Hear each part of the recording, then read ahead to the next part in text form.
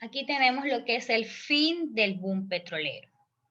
Cuando Ecuador ya se estaba convirtiendo en un país petrolero, ¿se acuerda usted antes de que era un país petrolero, cómo se llamaba? ¿Qué era? Un país bananero. ¿Qué era? Antes de ser país petrolero, ¿qué era? Un país bananero. Bananero. Ok, Bananero. agroexportador porque se dedicaba solamente a la exportación del banano. Entonces, al momento en que Ecuador ya se convirtió en el país petrolero, comenzó una crisis. Entonces, ¿por qué? ¿Por qué comenzó la crisis? Porque los países que exportaban el banano, el petróleo, en este caso Ecuador, comenzaron a subir el precio del petróleo. Ahí usted puede ver aquí en el primer cuadrito el precio del petróleo, un barril al comienzo valía $2.50 y ya después comenzaron a venderlo a $40 el barril. Por eso es que nosotros tuvimos buenas ganancias, porque el precio del petróleo había subido.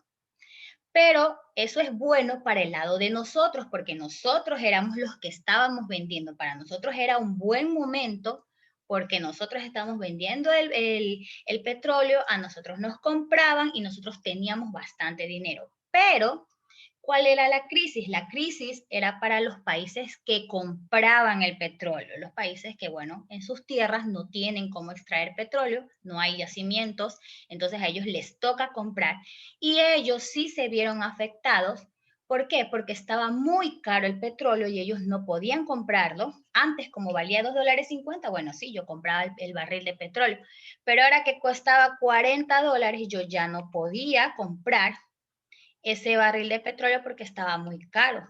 Entonces, así mismo, como los países ya no podían comprar porque estaba muy caro, las industrias disminuyeron su producción e incluso habían algunas que tuvieron que cerrar. ¿Por qué? Porque no tenían cómo comprar un barril de petróleo.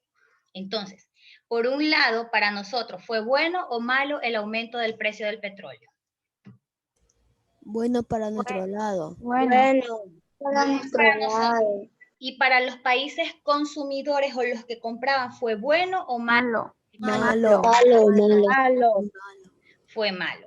Que conste que el precio del barril del petróleo no lo pusimos nosotros. Eso lo puso la OPEC, que es la Organización de Países Exportadores de Petróleo. ¿Ya? Ellos son los que pusieron el precio de venta y bueno, a nosotros nos favoreció y a los consumidores no les vino bien ese precio. ¿Está claro hasta aquí? Sí, señor. Sí. Listo, entonces. Aquí tenemos cuáles fueron las consecuencias de que ya los países no nos siguieron comprando el petróleo.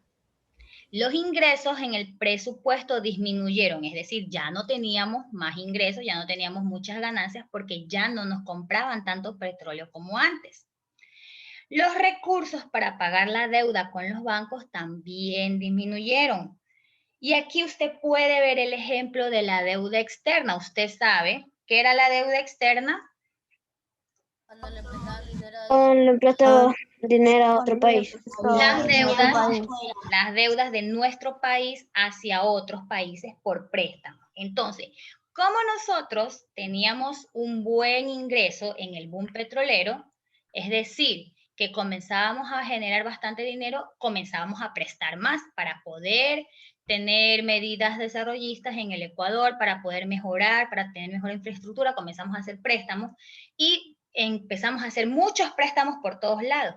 Y cuando ya disminuyó el valor del petróleo, ya no nos quisieron comprar más, entonces aquí aumentó la deuda externa. Mire, antes teníamos un poco de deuda, ahora teníamos mucha deuda externa, porque eso fue lo que ocurre cuando uno tiene algo de dinero, piensa que siempre va a durar eso, y no. Si uno no sabe invertir, si uno no sabe preservar, se va para abajo. Entonces eso pasó así con el auge bananero, así también pasó con el boom petrolero.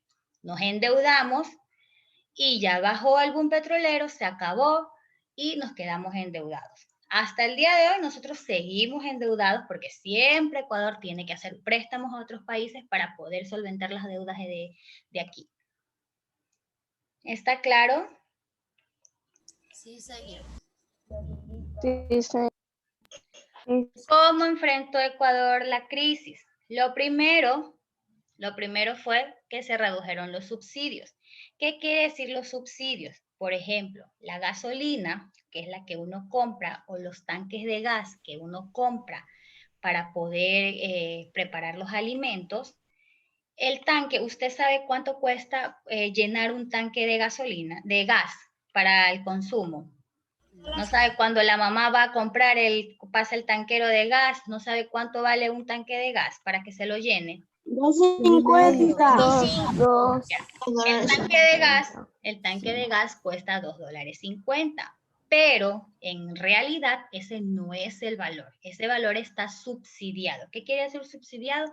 Que el Estado paga una parte y nosotros pagamos otra. Al momento de quitar los subsidios, que el gobierno diga, sabe que yo ya no voy a pagar tanque de gas, a cada persona le tocaría pagar $8 o $10 por cada tanque de gas. Pero como está subsidiado, solo se paga $2.50. Lo mismo pasa con la gasolina y por eso siempre son los mismos problemas y paros de siempre. Cuando el gobierno comienza a alzar los precios de la gasolina, quiere decir que comienza a reducir los subsidios para que el Estado no pague tanto por las deudas que tiene.